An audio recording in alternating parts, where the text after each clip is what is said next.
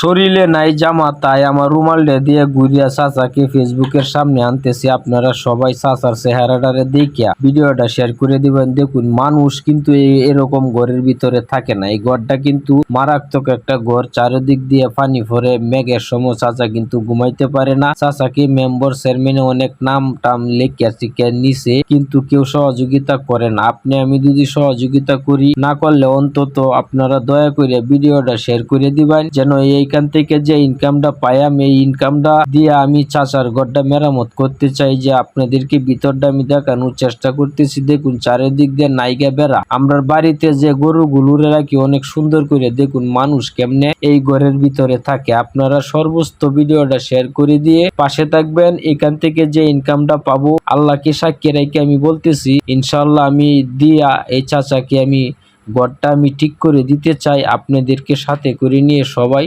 সহযোগিতার হাত বাড়িয়ে দিবেন, অসহায় মানুষদের পাশে থাকবেন। সবাই ভালো থাকবেন, সুস্থ থাকবেন। আসসালামু আলাইকুম ওয়া রাহমাতুল্লাহি ওয়া বারাকাতুহু।